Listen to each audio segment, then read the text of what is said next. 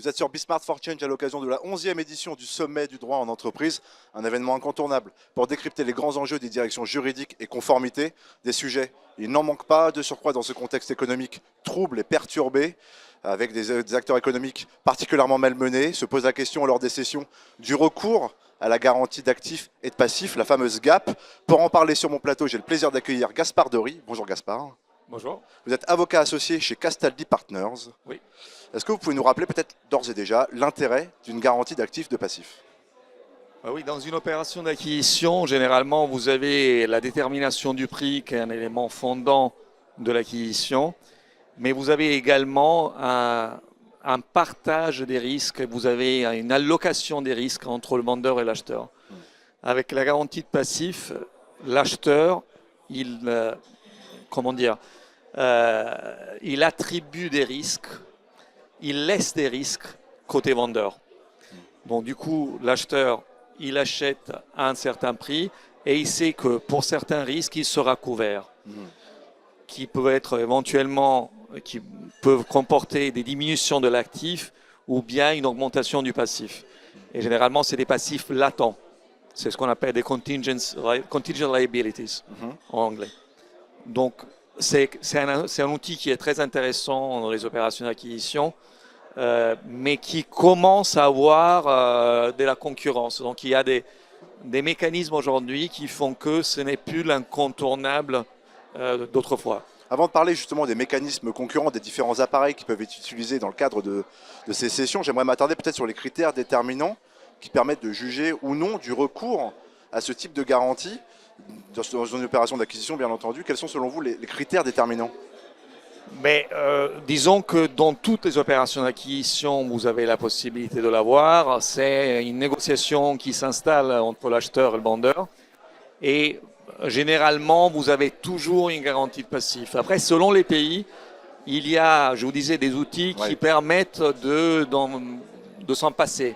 Par exemple, les polices d'assurance. Vous avez des polices d'assurance WNI ou Contingent Liabilities qui, elles, vous permettent en gros de dégager les vendeurs de leurs responsabilités en tout ou en partie. Mais c'est difficile de dire je fais un contrat où il n'y en a absolument pas.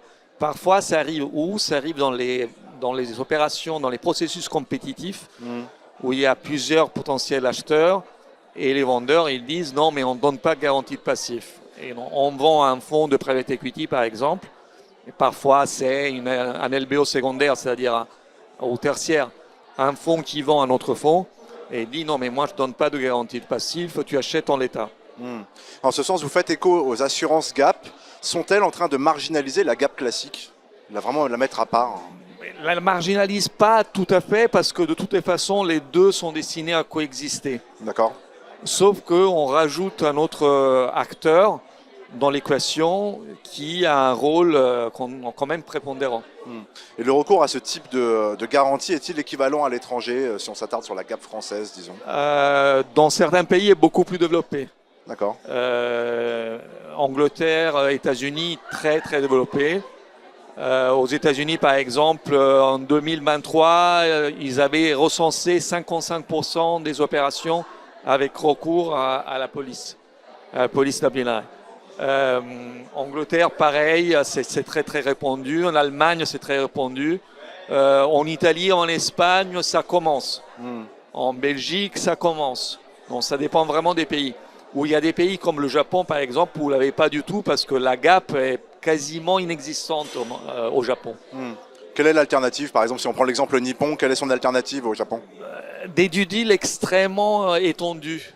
D'accord. Qui durent longtemps, donc l'acheteur il regarde tout et il se fait une idée. Donc la due deal a plutôt une fonction de déterminer la volonté de l'acheteur d'y aller ou pas.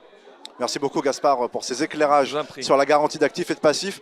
Vous restez avec nous pour cette 11e édition du Sommet du droit en entreprise. Vous êtes sur Bismart for Change.